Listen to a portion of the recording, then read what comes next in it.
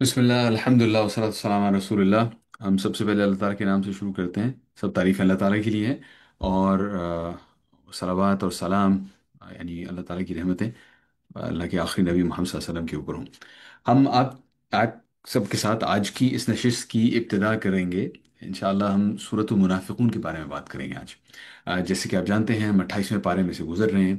आधे घंटे की एक नशिस्त होती है जिसके अंदर हम कुरान शरीफ की एक सूरत के अंदर अल्लाह ताला का हमसे खिताब, हम उसके बारे में उससे समझने की कोशिश करते हैं कि उसका हमारे दिल से क्या ताल्लुक है, हम अपना ताल्लुक अल्लाह ताला से कैसे जोड़ सकते हैं। और कुरान शरीफ की सूरत के बारे में मैं मुतअद्दिद मरतबा ये पहले बात कर चुका हूँ कि असल में कुरान शरीफ की हर सूरत एक खुतबा है। जैसे खतीब एक शोला बयां मुकर्रिर खड़ा होकर खिताब कर रहा होता है, वो उस खिताब के दौरान जिस तरीके से गुफ्तगू करता है वो आमतौर पर उसका महवर एक या दो बातें होती हैं जो वो कहना चाहता है। और फिर उस बात को जो कहने के लिए वो फिर मुख्तलिफ अंदाज में उस चीज़ को आगे पेश करता है, हमें मिसालें देता है। कभी एक रुख में एक कुछ लोगों से गुफ्तगू करता है, दूसरे रुख में दूसरे से गुफ्तगू करता है, कुछ ऐसे लोग जो वहाँ मौजूद नहीं होते उनसे भी गुफ्तगू करता है।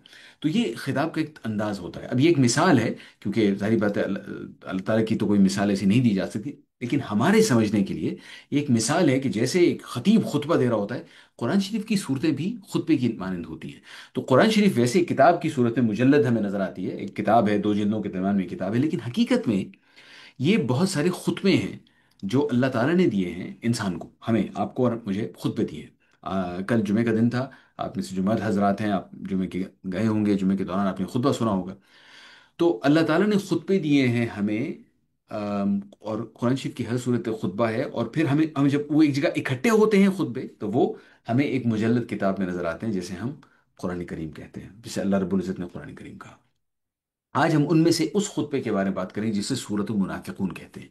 मुनाफिक जो लफ्ज़ है ये हमारी ज़बान का भी हिस्सा है। मुनाफिक का मतलब जैसे आपको मालूम है कि ऊपर से कुछ और अंदर से कुछ, ऊपर से नजर आते हैं कुछ और हकीकत में अंदर से कुछ और होते हैं। ये है मुनाफिक या मुनाफिकत, यानी कहना सूरत से एक लिबादा एक ओढ़ लेना एक और चीज़ का, लेकिन हकीकत में कुछ और होना। सूरत मुनाफिकून में असल में एक ख़ास कॉन्टेक्स्ट में ये सूरत नाजिल हुई थी। मैं वो कॉन्टेक्स्ट आपको भी बताऊंगा। लेकिन कुरान शरीफ जब भी आप खोलें, कुरान शरीफ की कोई आयत पढ़ें, हमेशा अपने जहन में एक बात रखिएगा कि ये अल्लाह ताला आपसे और मुझसे गुफ्तगू कर रहे हैं। और उस गुफ्तगू की एक इम्प्लिकेशन है, उस गुफ्तगू का एक यानी उसका एक नतीजा निकलना चाहिए। जो नतीजा निकलना चाहिए वो ये है कि आपके और मेरी ज़ात के ऊपर, हमारी शख्सियत के ऊपर, हमारी रोज़मर्रा की जो चॉइसेस हम करते हैं, हम फैसले करते हैं रोज़ अपनी ज़िंदगी के अंदर, उन फैसलों पे उसका असर होना चाहिए। क्योंकि अल्लाह ताला ने वो सूरतें इसलिए नाजिल की हैं। सूरत मुनाफिकून भी इसीलिए नाजिल हुई है। इसमें जिक्र होगा कुछ मुनाफिकों का, लेकिन गुफ्तगू हमसे हो रही है। और अल्लाह ताला ने ये इसलिए नाजिल फरमाई ताकि हमारी हिदायत हो। अगर हमारी हिदायत के लिए अल्लाह ताला ने कुछ नाजिल फरमाया और उसमें मुनाफिकों का जिक्र है, तो फिर हमें उसको दो मुख्तलिफ पहलुओं से देखना है। एक तो ये कि भाई कुछ लोग मुनाफिक होते हैं, वो क्या होते हैं, उनसे कैसे बचा जाए। दूसरा ये है कि वो मुनाफिक हम भी हो सकते हैं, कहीं हम मुनाफिक ना हो जाएं। और अगर हमारे अपने दिल के अंदर मुनाफिकत घर कर जाए तो वो कैसी होती है, शक्ल कैसी होती है, वो शख्स कैसा होता है जो मुनाफिक होता है, ताकि हम उससे वेरी रहें, यानी हम उससे एहतियात बरतें। ये पर्सपेक्टिव अपने जहन में रखिएगा, बजाय इसके कि हम उंगली उठाएं कि भाई मुझे अब सूरत मुनाफिकून पढ़ी है, अब मुझे पता चल जाएगा कौन मुनाफिक है, अगली दफा सामने कोई शख्स नजर आएगा मैं उसको उंगली उठा के कहूंगा ये जनाब यकीनन मुनाफिक है। नहीं नहीं नहीं। असल में इसका मकसद ये है कि आप और मैं, हम खुद कहीं मुनाफिक ना हो जाए, हमारे अंदर मुनाफिकत ना आ जाए। क्योंकि मुनाफिकत असल में दिल की एक बीमारी है। दिल की कुछ बीमारियां जिस्मानी होती हैं, जिस्मानी दिल की बीमारियां होती हैं जिसे कार्डियोलॉजिस्ट एड्रेस करता है। और दिल की कुछ बीमारियां रूहानी होती हैं। तो जो दिल की रूहानी बीमारियां हैं उनकी तशखीस आम तौर पर दिल के मुआलिज करते हैं, यानी रूहानी मुआलिज करते हैं, उलमाए कराम हैं जो करते हैं। और उन बीमारियों में से सबसे खतरनाक बीमारी, जैसे अगर आप कहें कि हार्ट डिजीज जो है, उसमें जो सबसे खतरनाक किस्म की है वो मायोकार्डियल इन्फाक्शन होगा, जिसे हार्ट अटैक कहते हैं। मुनाफिकत रूहानी बीमारियों में, spiritual diseases of the heart, उनमें सबसे बुरी, सबसे मूजी बीमारी है। आज हम उसके बारे में बात करेंगे। और हर शख्स के दिल में हमारे लिए ज़रूरी है कि हम अपने आप को टटोलें कि कहीं इस मुनाफिकत का कहीं शायबा तो नहीं पाया जाता, कहीं किसी थोड़ी सी सूरत में तो ये मौजूद नहीं है, कहीं इस बीमारी की इब्तिदा तो नहीं हो रही। Keep that in mind. और आज हम इंशाल्लाह सूरत मुनाफिकून के बारे में जब हम इसका तर्जुमा देखेंगे کیپ ان مائنڈ کہ ہم نے اپنے آپ کو ٹٹولنا ہے کہ بھائی کہیں میرے اندر تو منافقت نہیں ہے. چلیے بسم اللہ کرتے ہیں.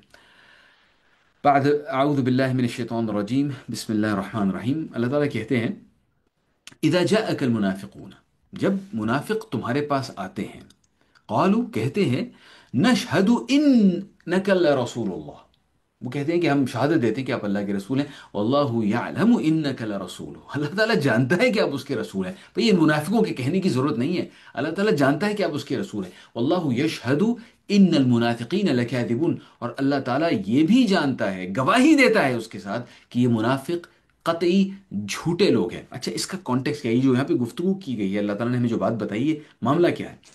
معاملہ یہ جناب کہ غزوہ بدر ہوئی، مسلمان مکہ سے مدینہ تشریف لے آئے، اللہ کے نبی صلی اللہ علیہ وسلم تشریف لے آئے، تو اس کے بعد مسلمان وہاں پہ آ گئے. مدینہ میں کچھ لوگ مسلمان ہو گئے تھے، کچھ مکہ کے مسلمان تھے جو وہاں پر آئے تھے.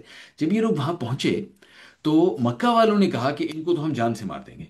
اس کی وجہ سے انہوں نے کئی دفعہ چڑھائیاں کی، کچھ ایسی تھیں جو باقاعدہ طور پہ جنگوں کی صورت اختیار کر گئی. ان میں سے غزوہ بدر جس کے بارے میں ہم سب جانتے ہیں، اس میں مسلمانوں کو اللہ تعالیٰ نے فتح دی. پھر غزوہ احد ہے، اس کے بارے میں بھی ہم سب جانتے ہیں کہ وہ ایک سٹیلمیٹ تھا، لیکن اس کے باوجود مسلمانوں کو ٹھیک ٹھاک اس کے اندر زخم پہنچا تھا. جب مسلمانوں کو زخم پہنچا اور ارد گرد کے عرب قبیلوں کو اس کے بارے میں پتہ چلا، اور وہ قبیلے تھے ذرا یوں سمجھیں کہ ایک ان کا ایک پروفیشن تھا، ان کا پیشہ یہ تھا کہ وہ ڈاکے مارا کرتے تھے. تو انہیں پتہ چلا کہ بھئی یہ ایک شہر ہے مدینہ، اس کے ارد گرد کوئی فصیل ہے نہیں، اور یہاں کے لوگ کمزور ہو گئے. کیسے پتہ کمزور ہو گئے؟ کہ بھئی ایک جنگ ہوئی تھی جس کے اندر ان کے 70 لوگ شہید ہو گئے ہیں، اور باقیوں جو تھے ان میں سے کئی زخمی ہیں، تو ان پہ حملہ کرنا چاہیے. اس قبیلے کا، یہ جو ڈاکے مارنے والا قبیلہ تھا، اس کا نام تھا بنی مستلق. تو نبی کریم صلی اللہ علیہ وسلم نے اپنے جاسوس پھیلائے ہوئے تھے، اور انہیں پتہ چل گیا کہ ایسا معاملہ ہو رہا ہے. اور انہوں نے فیصلہ یہ کیا کہ بجائے اس کے کہ وہ ہم پر چڑھائی کریں، ہم پہلے ہی جہاں چلے جاتے ہیں ان پہ اپنی دھاک بٹھا دیتے ہیں تاکہ وہ ہم پہ لڑائی نہ کریں، اور باقی جو قبیلے ہیں جو اس طریقے سے سوچ رہے ہیں ان کو بھی اس چیز کا اندازہ ہو جائے کہ بھئی ان لوگوں کے ساتھ لڑائی نہیں کرنی چاہیے. نبی کریم صلی اللہ علیہ وسلم نے باقاعدہ طور پہ اپنے اصحاب کرام کو ساتھ لیا اور اس غزوے پہ چلے جسے غزوہ بنی مستلق کہتے ہیں. ان کے علاقے میں پہنچے، وہ لوگ چپ چاپ گئے کہیں، لیکن پھر بھی نبی کریم صلی اللہ علیہ وسلم نے اچانک حملہ کیا اور ان میں سے بہت سارے لوگوں کو پکڑ لیا، بہت سے لوگوں کو اپنا قیدی بنا لیا. اس میں ان کے سردار کی سرداروں کی بیٹیاں بھی شامل تھیں. ان کا جو سب سے بڑا سردار تھا اس کی بیٹی بھی بیچ میں آئی. اب جناب نبی کریم صلی اللہ علیہ وسلم نے، اب ان کے پاس چوائس تھی کہ بھائی وہ لوگ ہیں حملہ ہمارے اوپر کرنے والے تھے، یا تو اب ان سب کو ختم کر دیا جائے یا ان کو قیدی بنا کے آگے بیچ دیا جائے. کیا کیا جائے؟ جو اس زمانے کے رواج کے مطابق کیا تھا، جو کیا جاتا تھا. اللہ کے نبی صلی اللہ علیہ وسلم نے فیصلہ یہ کیا کہ ان کے ساتھ اچھائی کا معاملہ کیا جائے، ان کے ساتھ نرمی کا معاملہ کیا جائے، اور ان کے سردار کی جو صاحبزادی تھی اس کے ساتھ نبی کریم صلی اللہ علیہ وسلم نے اس کو آزاد کر دیا. اور اس کے بعد پھر نبی کریم صلی اللہ علیہ وسلم کا رشتہ اس کے ساتھ طے ہو گیا، اور نبی صلی اللہ علیہ وسلم کی شادی اس کے ساتھ ہو گئی. تو وہ ام المؤمنین میں شامل ہو گئی. تو جب وہ ام المؤمنین میں شامل ہوگی تو اللہ کے نبی صلی اللہ علیہ وسلم نے پھر مسلمانوں سے کہا کہ بھائی دیکھیں اب تو یہ ام المؤمنین میں ہیں، اور گزارش ہے کہ اگر ہم جو ان کے لوگ پکڑے ہوئے ان کو ہم آزاد کر دیں. خیر وہ معاملہ ایسا ہوا کہ ان لوگوں کو آزاد کر دیا گیا. وہ تمام کے تمام لوگ خوش ہو کے آزاد ہو گئے، وہ واپس گئے بڑے بہت ہی خوش ہو گئے. اور وہ قبیلہ جو مسلمان پہ چڑھ دوڑنے والا تھا اب وہ مسلمانوں کا ساتھی بن گیا. اور جو شادی نبی صلی اللہ علیہ وسلم کی ہوئی تھی اس کی وجہ سے انہوں نے کہا کہ بھئی یہ تو جناب ہمارے سسرالی ہیں، ان کے ساتھ تو ہم کسی صورت میں نہیں لڑیں گے، بلکہ لڑیں گے کیا، ان سے جو لڑے گا ہم اس سے لڑیں گے. تو اب وہ ایک بہت بڑا قبیلہ جو تھا مسلمانوں کا حلیف بن گیا. اس کے بعد ایک کامیاب مہم کے بعد نبی کریم صلی اللہ علیہ وسلم وہاں سے واپس تشریف لا رہے تھے. صحابہ کرام تھکے ہوئے تھے، اور اس تھکاوٹ میں بہت سارے صحابہ کرام جو تھے وہ ابھی غزوہ احد سے فارغ ہوئے تھے. آپ تصور کر سکتے ہیں کہ پے در پے مسلمانوں کے اوپر اس قسم کی کہ پریشرز آ رہے تھے جس کی وجہ سے مسلمان اچھے خاصے جسمانی طور پر کمزوری کی حالت میں تھے، اور پھر بھی اس کے باوجود وہ ٹریول کر کے ان مشکلات سے گزر کے آ رہے تھے. عبداللہ بن ابئی نام کا رأس المنافقین، منافق جو تھے مدینہ میں، یہ چند ایک لوگ تھے جنہوں نے، جو کہ بالکل اس چیز سے خوش نہیں تھے کہ اسلام آ گیا ہے. ان میں سے ایک آدمی ایسا تھا جو اس لیے خوش نہیں تھا کیونکہ اس کو مدینہ کا بادشاہ بنایا جانے والا تھا. اللہ کے نبی صلی اللہ علیہ وسلم تشریف لے آئے تو لوگ بھول بھال گئے اس کو، اور اللہ کے نبی صلی اللہ علیہ وسلم کو انہوں نے وہاں کا بھی سمجھے حاکم مان لیا. اس شخص کو بڑی کوف تھی، اور اس نے شروع میں بڑی کھلم کھلا منافقت کی، بڑی بدتمیزی کی، اللہ کے نبی صلی اللہ علیہ وسلم سے بدتمیزی سے بات کیا کرتا تھا. اللہ کے نبی صلی اللہ علیہ وسلم نے حل تک کہ اس کے قبیلے کے کچھ لوگوں سے شکایت بھی کی کہ بھئی یہ کیا طریقہ ہے بات کرنے کا. تو انہوں نے کہا اصل میں ان لوگوں نے اس کی سفارش کی کہ اصل میں مسئلہ یہ ہے کہ یہ جو بیچارہ تھا نا، یہ بادشاہ بننے والا تھا، آپ تشریف لائے تو اس کی تو کوئی وقت ہی نہیں رہی، تو اس لیے آپ اس کے ساتھ درگزر کا معاملہ کریں۔ اللہ کے نبی صلی اللہ علیہ وسلم نے درگزر کر دیا۔ اس نے بعد میں بظاہری طور پر اسلام بھی قبول کر لیا، کہنے کے لیے کہ بھائی میں مسلمان بن گیا ہوں، اب تو میں ان کے ساتھ شامل ہو گیا ہوں، لیکن اندر ہی اندر وہ مسلمانوں کی جڑیں کاٹ رہا تھا۔ نام میں نے آپ کو بتایا عبداللہ بن ابئی۔ عبداللہ بن ابئی کا بیٹا تھا، اس کا نام بھی عبداللہ تھا، یعنی بیٹے کا نام ہو گیا عبداللہ بن ابئی۔ تو جو بیٹا تھا وہ بڑا پکا مسلمان تھا، لیکن جو باپ تھا عبداللہ بن ابئی، وہ اپنی بادشاہت کے جانے کی وجہ سے وہ بڑا مسلمانوں کو دشمن تھا، اور دشمن ہونے کی وجہ سے وہ یہودی قبیلے جو کہ مسلمانوں سے لڑنا چاہتے تھے ان کے ساتھ ساز باز کرتا تھا، قریش کے ساتھ ساز باز کیا کرتا تھا، اور ایک ففتھ کالم بنا ہوا تھا مسلمانوں کے اندر۔ اب غزوہ بنی مستلق میں وہ شامل ہوا اپنی طرف سے، اس نیت سے کہ وہاں جب جائیں گے تو مسلمانوں کے ساتھ کوئی مسئلہ کرے گا۔ یہ وہی شخص ہے جناب بائی دا وے جو اس سے پہلے غزوہ احد میں مسلمانوں کی 1000 کی تعداد تھی، جب وہ مدینہ کو ڈیفینڈ کرنے کے لیے احد کی طرف گئے تھے، آخر میں جب قریش مسلمانوں کو دیکھ رہے تھے، اس میں عبداللہ بن ابئی اپنے 300 بندے لے کے واپس آ گیا تھا، تاکہ قریش دیکھ لیں کہ بھئی میں نے ایسے کیا ہے، اور مسلمانوں کا morale گر جائے اور قریش کا morale بڑھ جائے۔ یہ وہی عبداللہ بن ابئی ہے۔ بعد میں جناب جو غزوہ احد میں معاملہ ہوا، تو اس کے بعد مدینہ میں یہ اپنے آپ کو بڑا ہی، یہ سمجھیے کہ پاکیزہ بنانے کی کوشش کیا کرتا تھا۔ یہ تمام باتیں میں آپ کو اس لیے بتا رہا ہوں کیونکہ اس صورت میں ان تمام کا ذکر ہے، اور آپ یہ نوٹ کر لیں کہ جس قسم کے منافق کی بات ہو رہی ہے اس میں یہ تمام چیزیں شامل ہیں۔ وہ اوپر سے اپنے آپ کو بڑا پاک پاس بناتا تھا۔ جمعے کے دن خطبہ دیا جاتا تھا، اللہ کے نبی صلی اللہ علیہ وسلم ممبر پہ جاتے تھے، تو یہ شخص پہلے کھڑا ہو جاتا تھا، مسلمانوں سنو، یہ تم میں اللہ کے رسول ہیں، ان کی بات غور سے سنو، پھر بیٹھ جاتی ہیں اپنی اہمیت دکھانے کے لیے۔ غزوہ احد میں جب اس نے اس طرح کی دغا بازی کی اور بعد میں مسلمانوں کو کی شہادت ہوئی، اس کے بعد اس نے پھر ایسے کرنا چاہا، مسلمانوں یہ تم میں اللہ کے رسول ہیں، تو اس کے اپنے قبیلے کے کچھ لوگوں نے اس کے کپڑے پکڑ کے اس کو نیچے بٹھا دیا، کیا کر رہے ہو تم، تمہاری اہلیت نہیں کہ تم یہ کام کرو۔ تو وہ غصے میں آ گیا، اس نے کہا کہ تم میری بے عزتی کیوں کر رہے ہو، اور وہ پھر جمعے کی نماز چھوڑ کر وہاں سے جانے لگا۔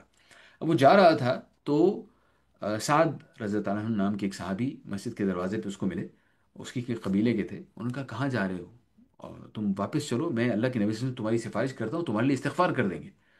اس نے کہا مجھے نہیں ضرورت ان کے استغفار کی۔ اب یہ نوٹ کیجیے گا کیونکہ بعد میں یہ چیز بیچ میں آئے گی۔ یہ تمام باتیں بتانے کا مقصد یہ ہے کہ جس قسم کے منافقوں کی یہاں پہ بات ہو رہی ہے، ہمیں معلوم ہے کہ وہ کون تھے اور کیسے تھے، اور ہمیں ڈرنا اس چیز سے چاہیے کہ بھئی کہیں ہم ان میں شامل نہ ہو جائیں۔ اچھا، معاملہ یہ ہوا غزوہ بنی مستلق میں، ایک جو مسلمان اس غزوے سے واپس آ رہے تھے، راستے میں ایک جگہ رکے، ایک ہی کنواں تھا، بہت سارے لوگ تھے وہاں پہ، قطاریں لگ گئیں۔ آپ تصور کر سکتے ہیں کہ لوگ پانی لینے کے لیے وہاں پہ گئے، کسی نے اپنا ملازم بھیجا، کسی نے کیا کیا۔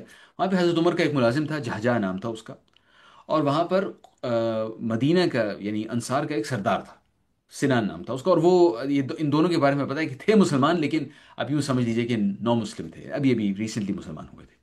تو ان لوگوں نے جناب وہاں پر کوئی کھینچا تانی ہوئی، اور جو حضرت عمر کا غلام تھا اس نے کہیں ذرا پش کیا یا لات ماری یا کچھ ایسے کیا جو نازیبا حرکت تھی، جو نہیں کرنی چاہیے تھی، اور عربوں کو بڑی برا لگتا تھا کہ کسی نے لات ان کی طرف گھمائی۔ تو جو دوسری طرف سردار تھا وہ بہت غصے میں آ گیا، اس کے منہ سے الفاظ نکلے کہ یا معشر الانصار، یا للانصار، اے انصاریو میری مدد کو۔ تو دوسرے نے سنا، اس نے کہا کہ اچھا بھیا المہاجرین، مہاجرین میری مدد کے لیے آؤ۔ یہ وہی پرانی جو عربوں کی روایتیں تھیں کہ اپنے قبیلے کو اس طریقے سے بلایا کرتے تھے۔ تو وہ آئے اور مسلمان وہاں پہ اس طریقے سے جمع ہو گئے، اور قریب تھا کہ کوئی جھڑپ ہو جاتی مہاجرین اور انصار کے درمیان، جو انسان تصور نہیں کر سکتا۔ لیکن جیسے میں نے کہا کہ بہت سخت سخت تھکے ہوئے تھے، عبداللہ بن ابئی بیچ میں اپنا کام کر رہا تھا، اور اس دوران میں یہ نئے مسلم تھے، دو لوگوں کی انفرادی آپس میں لڑائی ہوئی، اور وہ لڑائی پھر جناب اچانک وہ پھیل کر ایک بہت بڑا مسئلہ بننے والی تھی۔ اللہ کے نبی صلی اللہ علیہ وسلم کو پتہ چلا، وہ فوراً وہاں پہنچے اور انہوں نے کہا کہ اے مسلمانوں، تم کیوں یہ جاہلیت کی باتیں کر رہے ہو؟ انہا منتنا، منتنا کا مطلب ہوتا ہے کہ انتہائی ڈسکسٹنگ، کراہت انگیز قسم کی کوئی چیز ہے، یہ ایک منتنی انتہائی مکروہ قسم کی چیز ہے جو تم کر رہے ہو۔ خیر مسلمانوں نے یہ سنا، اس وقت تو وہ ہٹ گئے۔ پھر نبی کریم صلی اللہ علیہ وسلم کو پتہ چلا کہ عبداللہ بن ابئی نے ایک الگ مجلس بلائی ہے۔ پتہ کیسے چلا؟ یہ ایک ینگ سا لڑکا تھا، زید بن رقم نام تھا اس کا، انصاریوں میں سے تھا، 9-10 سال اس کی عمر تھی۔ اس کو وہاں کہیں موقع ملا اسی مجلس میں بیٹھنے کا، اور عبداللہ بن ابئی نے وہاں خوب خوب سنائی، اور یہ کہا کہ یہ جو لوگ ہیں مسلمان تم میں آ گئے ہیں، تم ان کو کھلاتے پلاتے ہو اپنے پاس، تم نے انہیں جگہ دی ہوئی ہے، بھگا دو یہاں سے وغیرہ۔ اس نے ایسی ایسی باتیں کی۔ یہ باتیں وہ لڑکے نے جا کر اپنے چچا کو بتائیں، اس کے چچا، یہ سب انصاریوں کے آپس میں باتیں ہو رہی ہیں، لیکن عبداللہ بن ابئی کی مجلس کے بارے میں پتہ چلا کچھ انصاریوں کو، انہوں نے جا کے یہ بات نبی کریم صلی اللہ علیہ وسلم کو بتائی۔ حضرت عمر نے کہا کہ اچھا بھائی یہ تو ملٹری ڈسپلن کے خلاف ہے کہ ہماری فوج جا رہی ہے اور فوج کے دوران اس نے ایسے کیا ہے، تو اس پہ تو جناب اس کا سر قلم کرنا بنتا ہے۔ اللہ کے نبی صلی اللہ علیہ وسلم نے ان کو منع کر دیا۔ کیا انہوں نے کہ پوری کی پوری فوج کو کہا اٹھو اور چلو۔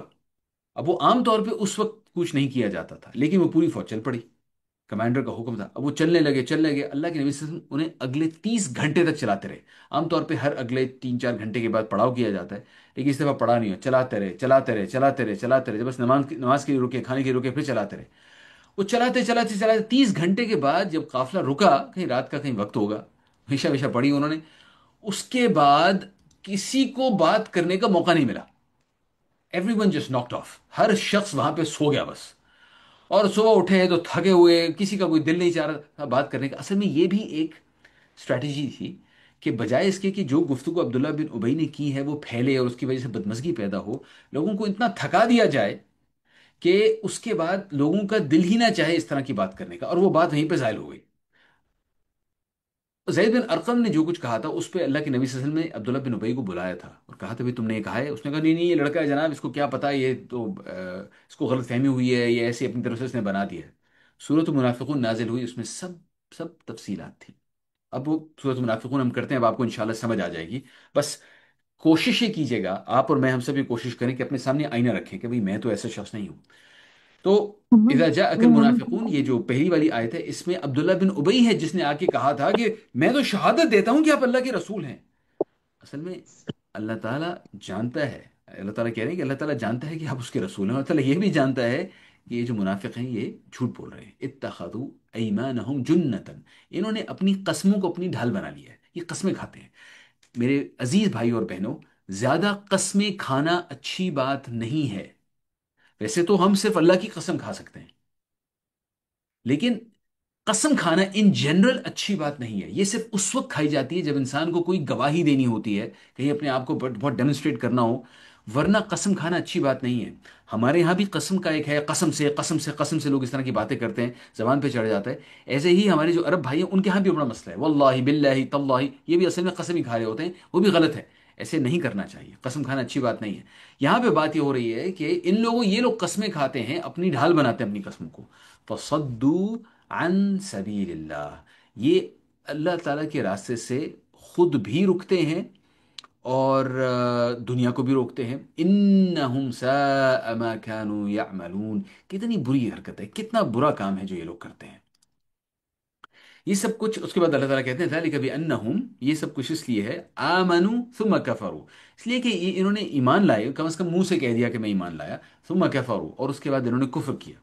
کفر کیوں کیا؟ کہ بھائی ایمان تو میں لے آیا ہوں لیکن یہ میرے کاروبار کے لیے مناسب نہیں ہے، یہ میری طاقت کے لیے مناسب نہیں ہے۔ ثم کفروا فطبع علی قلوبہم، تو اس کے بعد اللہ تعالیٰ نے ان کے دلوں پر مہر لگا دی، بس ان کے دل کو بند کر دیا، مہر اس طرح لگا دی، بند کر دیا کہ ٹھیک ہے بھائی، اچھا واقعی اگر تم نے جانتے بوجھتے ہوئے بھی اگر تم نے کفر کیا ہے تو اس کے بعد اب تمہارے پاس کوئی حجت اس کے علاوہ نہیں رہی اور کام تمہارا ختم ہو گیا۔ فہم لا یفقہون، اب یہ کچھ نہیں سمجھتے۔ یہ پہلی چیز ہو گئی۔ ذہن میں یہ رکھیے گا ساتھ ساتھ میرے بہن بھائیوں کہ اگر ہمیں اپنے لیے آئینہ دیکھنا ہے تو یہ صورت مناسب ہے، لیکن اگر ہم کسی دوسرے شخص میں اس قسم کی چیزیں دیکھتے ہیں تو ہمیں پوری کوشش کرنی چاہیے کہ ہم اپنی زبان ان کے بارے میں بند رکھیں اور اس کے لیے دعا کریں۔ اللہ کے نبی صلی اللہ علیہ وسلم نے اس شخص عبداللہ بن ابی جو اسلام کا دشمن تھا، اللہ کے نبی صلی اللہ علیہ وسلم نے کبھی بھی اس کو پبلکلی اس کے بارے میں اناؤنسمنٹ نہیں کی، سب کو پتا تھا لیکن کوئی کہتا نہیں تھا۔ یہ اپنے آپ کو مسلمان کہتا تھا، سب لوگ اسے مسلمانوں کی طرح ٹریٹ کرتے تھے۔ حتیٰ کہ اس نے کہا تھا غزوہ بنی مستلق میں کہ جب ہم واپس مدینہ پہنچیں گے تو ہم میں سے جو سب سے عزت والا ہے وہ سب سے ذلت والے کو نکال دے گا، یعنی کہنے کا اس کا مقصد یہ تھا کہ میں عزت والا ہوں اور اللہ کے نبی صلی اللہ علیہ وسلم نعوذ باللہ نعوذ باللہ ذلت والے، تو وہ اپنی طرف سے وہ یہ کہنا چاہ رہا تھا۔ لیکن نقصان یہ ہوا کہ اس کے اپنے بیٹے نے، جب یہ لوگ مدینہ کے قریب پہنچے، قافلہ پہنچا، اس کا اپنا بیٹا تلوار کھینچ کے سامنے کھڑا ہو گیا اور اس نے اپنے باپ کو روک لیا اور کہا کہ آپ یہ کہتے ہیں، خدا کی قسم سب سے زیادہ عزت والے اللہ کے نبی صلی اللہ علیہ وسلم ہیں، وہ جب تک نہیں کہیں گے میں آپ کو آگے نہیں جانے دوں گا۔ اور اس نے بڑی جناب واہی توائی کہ اس نے کہا دیکھیں انصارو، ساری یہ خزرج کے لوگوں، دیکھو میرا اپنا بیٹا مجھے اس طریقے سے روک رہا ہے۔ بات پہنچی اللہ کے نبی صلی اللہ علیہ وسلم کی طرف، اللہ کے نبی صلی اللہ علیہ وسلم نے پھر کہا کہ ان کے بیٹے کو پیغام دیجئے کہ اپنے والد کو گزرنے دیں، اور ان کے بیٹے نے اس کے بعد اپنے والد کو گزرنے دیا۔ یہ देख कर फिर अल्लाह के नबी सल्लल्लाहु अलैहि वसल्लम ने हज़रत उमर से कहा कि देखिए, मैंने आपको कहा था ना उस वक्त कि आप वो हद ना लगाएं जो वैसे बनती है, मिलिट्री डिसिप्लिन के मुताबिक बनती है, लेकिन आप वो हद ना लगाएं। तो हज़रत उमर ने कहा कि अल्लाह और उसके रसूल बेहतर जानते हैं। मैं पॉइंट आपको यहाँ पे ये हाईलाइट करना चाह रहा हूँ कि अल्लाह के नबी सल्लल्लाहु अलैहि वसल्लम ने खुद उसे कभी अपनी ज़बान से नहीं कहा कि ये मुनाफिक, ये मुनाफिक, ये मुनाफिक। मदीना में जो मुनाफिक थे उन सबके नाम अल्लाह के नबी सल्लल्लाहु अलैहि वसल्लम को मालूम थे, अल्लाह ने उनको बताए थे। और उन्होंने एक सहाबी से शेयर किए थे वो नाम, किसी वजह से, वो एक एडमिनिस्ट्रेटिव वजह थी। उस सहाबी का नाम था हुदैफा बिन यमान। अल्लाह के नबी सल्लल्लाहु अलैहि वसल्लम फौत हो गए, हज़रत अबू बकर का ज़माना आया गुजर गया, हज़रत उमर का ज़माना आ गया। हज़रत उमर ने एक दफ़ा हुदैफा बिन यमान को बुलाया जब वो अमीरुल मोमिनीन थे, और कहा कि मुझे बताइए कि वो जो मुनाफिकीन के नाम थे वो क्या थे। हज़रत हुज़ैफा बिन यमान ने कहा कि नहीं, ये तो अल्लाह के नबी सल्लल्लाहु अलैहि वसल्लम की अमानत है, मैं तो नहीं बता सकता आपको। तो हज़रत उमर ने कहा कि अच्छा, कम से कम मुझे ये बता दीजिए कि मेरा नाम तो नहीं उस लिस्ट में। ज़रा तसव्वुर कीजिए, हज़रत उमर बिन खत्ताब कह रहे हैं कि मेरा नाम तो नहीं उस लिस्ट में। ये मेन पॉइंट है कि जब हम मुनाफिकत की बात करते हैं तो उसमें किसी की तरफ उंगली उठाने के लिए नहीं करते, उसमें हम सिर्फ अपने दिल को टटोलने के लिए करते हैं कि कहीं मैं तो मुनाफिक नहीं हूं।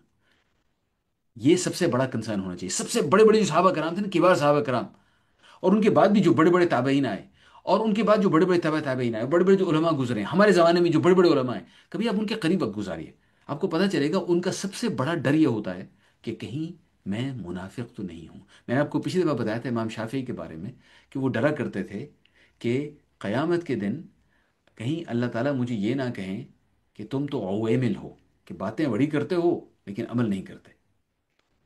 ये एक ऐसा शख्स जिसका दिल अल्लाह ताला से जुड़ा, वो हमेशा डर डर लगा रहता है उसको कि कहीं ये ताल्लुक टूट ना जाए।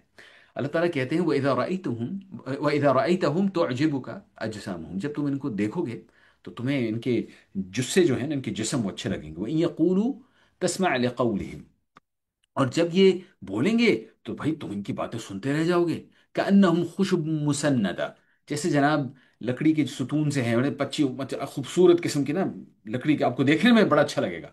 ये वो लोग हैं जिसे अंग्रेजी में हम कहते हैं talk a big talk and walk a big walk. ये जो टॉक अ बिग टॉक वाली है ना जनाब, गुफ्तगू करते हैं तो ऐसी लफ्फाजी होती है इनकी, लोग उनकी बात सुनते रह जाते हैं कि यार ये ठीक ही कह रहा होगा, ये जो कह रहा है ठीक ही कह रहा होगा। हमारे ज़माने में ख़ास तौर पे जब सबके पास एक प्लेटफॉर्म अवेलेबल है, वो ऑनलाइन जाएंगे और बातें करनी शुरू कर देंगे, और उनमें मैं भी शामिल हूँ। तो कहीं इससे किसी को ये इंप्रेशन ना मिल जाए कि भाई ये जो बंदा बात कर रहा है ना, इसका मतलब है कि यही बंदा ऐसा ही, यही बंदा ऐसा ही, देखने में ऐसा लगेगा।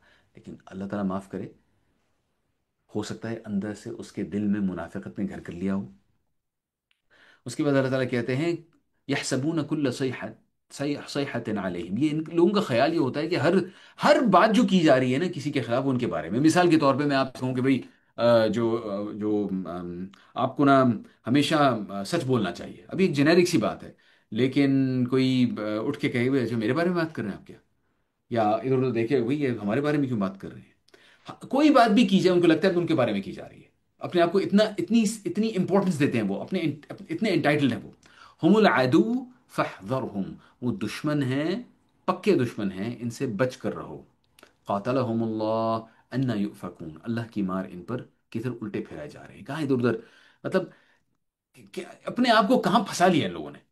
व इज़ा क़ील लहुम तआलौ यस्तग़फ़िर लकुम रसूलुल्लाह, ये वही वाक़या है जनाब, जब उनसे कहा जाता है आइए आपसे जनाब अल्लाह ताला के अल्लाह के नबी सल्लल्लाहु अलैहि वसल्लम से तुम्हारे लिए मग़फ़िरत की दुआ करवाई जाए। ये जैसे मैंने आपको बताया था, खज़रज के सरदार ने इनसे कहा था लव्वौ रुऊसहुम व रअयतहुम यसुद्दून वहुम मुस्तकबिरून, तुम, वो सर झटकते हैं क्या, नहीं छोड़ रहने दो, और तुम देखते हो कि वो बड़े तकब्बुर के साथ आने से अपने आप को रोक लेते हैं, बड़े घमंड के साथ। सवाउन अलैहिम अस्तगफरत लहुम अम लम तस्तगफिर लहुम, तो उनके लिए बराबर है आप इनके लिए इस्तिगफार करें या ना करें।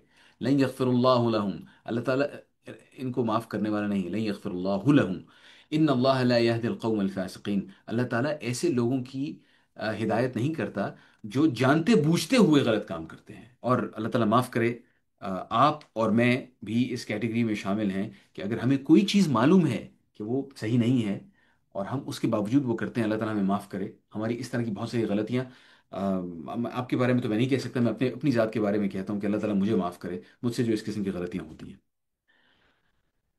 और अल्लाह ताला कभी भी किसी सूरत भी मुनाफिकों में शामिल ना करे, आमीन।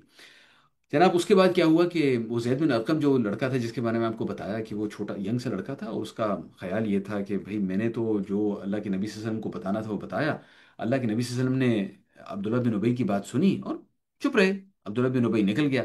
زید بن ارقم کو یہ ڈر لگا رہا کہ بھائی اس کا مطلب یہ ہے کہ اللہ کے نبی صلی اللہ علیہ وسلم نے میری بات پہ یقین نہیں کیا۔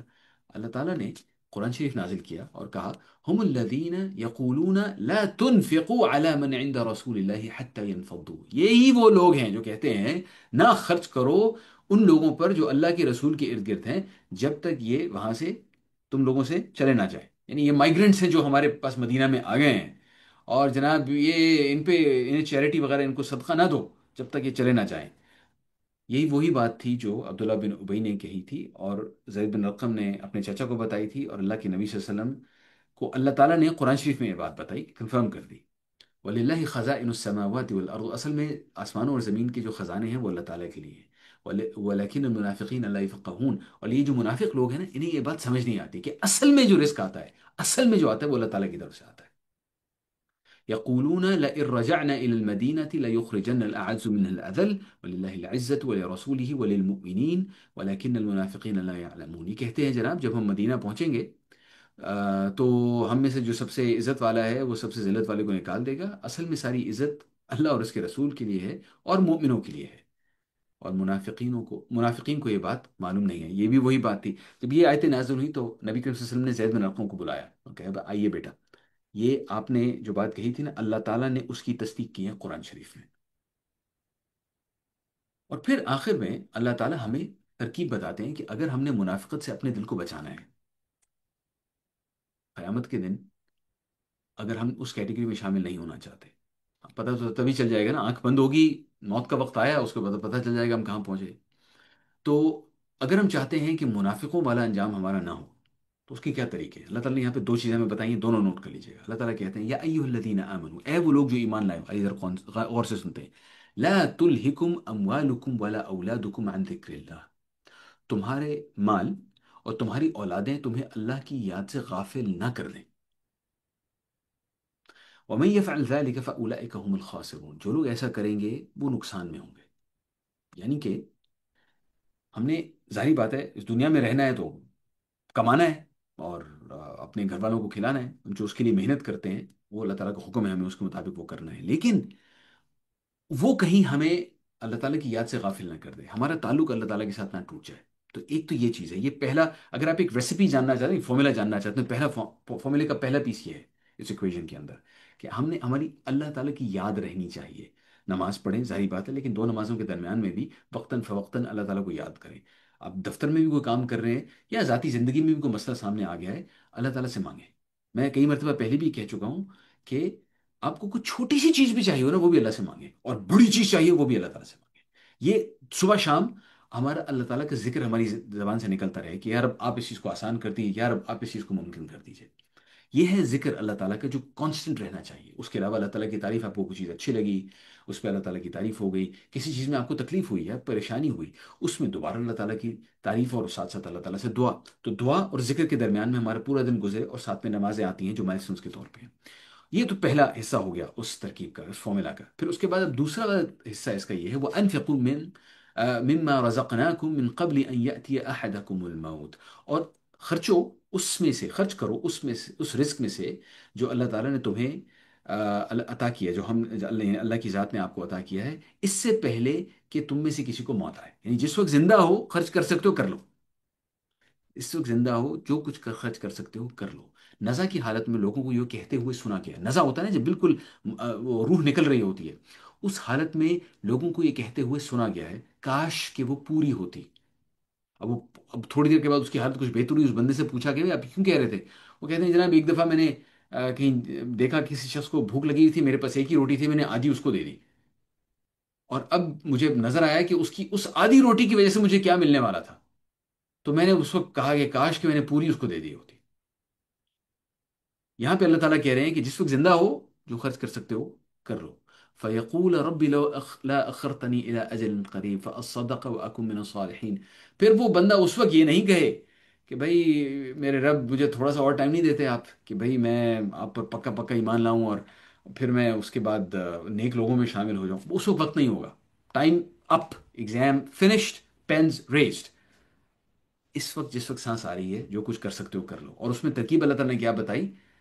इन्फाक यानी कि खर्च करना अल्लाह ताला की राह में। दो चीज़ हमारे पास आ गई, एक अल्लाह ताला का जिक्र, जिसमें हमने कहा नमाज भी शामिल है, उसमें दुआ भी शामिल है, उसमें अल्लाह ताला का जिक्र भी शामिल है, तीनों चीज़ें हो गई। फिर हमने दूसरी बात यहाँ पे कही, सदका। सदक़े में ज़कात भी शामिल है, जो कि मैंडेटरी है, वो तो हम सब लोग जो जिन जिन के ऊपर अप्लाई करती है वो देते हैं साल में एक मरतबा। लेकिन उसके अलावा भी सदका, जब आपको मौका मिलता है सदका देना। वलन युअख्खिरुल्लाहु नफ्सन इज़ा जाअ अजलुहा। अल्लाह ताला यहाँ पे कह रहे हैं कि भाई एक दफ़ा एक शख्स का वक्त आ गया तो फिर अल्लाह ताला उसको मज़ीद मोहलत नहीं देगा। वल्लाहु खबीरुम बिमा तअमलून। अल्लाह ताला अच्छी तरह बाखबर है, एक एक चीज की खबर है अल्लाह ताला को, उस चीज की जो तुम करते हो। अल्लाह ताला आपके और मेरे अमाल से तो अच्छी तरह वाकिफ है। ये फॉर्मूला जो मैंने आपको बताया, ये दो चीज़ें, ये अपने पास नोट कर लीजिए, क्योंकि आज की इस सूरत से जो लेसन हमारे पास आता है वो फ़ौरन फ़ौरन अप्लाई होना चाहिए। ये जो आने वाला हफ्ता है, इस हफ्ते में मेरी आपसे गुजारिश है कि सबसे पहले तो ये है कि अल्लाह ताला का जिक्र, आई एम श्योर आप पहले भी करते होंगे, उसको बढ़ा दीजिए, पहली चीज़ ये। और दूसरी चीज़ ये कि अब सदका भी पहले भी देते होंगे, लेकिन ख़ास तौर पे नोट करके इस नीयत से सदका दीजिए कि अभी अल्लाह ताला ने मुझे सांस दी हुई है, उसका शुक्र है, मैं कुछ और करूं ताकि मौत से पहले मुझे इस चीज़ का मौका मिल जाए। अल्लाह ताला आपको भी और मुझे भी अमल करने की तौफीक अता फरमाए। अब ये बिल्कुल इख्तिताम पर मैं आपको हमेशा की तरह ये तज़किया बिल कुरान का व्हाट्सएप ग्रुप दिखा दूंगा, अगर जस्ट इन केस आप में से कोई इसमें शामिल नहीं है। और साथ साथ मैं आपको ये रिमाइंडर करवा दूं कि अभी थोड़ी देर के बाद ग्रुप के अंदर मैं हमेशा की तरह स्लाइड्स भी अपलोड कर दूंगा। उसके बाद साथ में ये जो मैं यूट्यूब का लिंक आपको देता हूँ, ये एक इस सूरत की एक रेसिटेशन है, इस सूरत की एक बड़ी अच्छी तजवीद के साथ एक रेसिटेशन है। अगर आप इस सूरत की प्रॉपर यानी सही तरीके से आप उसको तलफ़ुज़ इसका अदा करना चाहते हैं तो ये उसका लिंक है। फिर मैंने जो भी मैं आपको होमवर्क की दो तीन चीज़ें कही हैं वो मैंने इसके अंदर डाल दी हैं। और फिर जो इसकी रिकॉर्डिंग है वो रिकॉर्डिंग भी मैं ग्रुप के अंदर अपलोड कर दूंगा। तो फिर एक मरतबा फिर जाने से पहले मैं आपको ये ग्रुप का व्हाट्सएप लिंक दिखा देता हूँ, जस्ट इन केस आप में से किसी ने अभी तक नहीं देखा तो इसको देख लीजिएगा। और इंशाल्लाह आप लोगों से अब अगले हफ्ते मुलाकात होगी, हमेशा की तरह 4:30 बजे। अस्सलाम वालेकुम रहमतुल्लाहि व बरकातहू।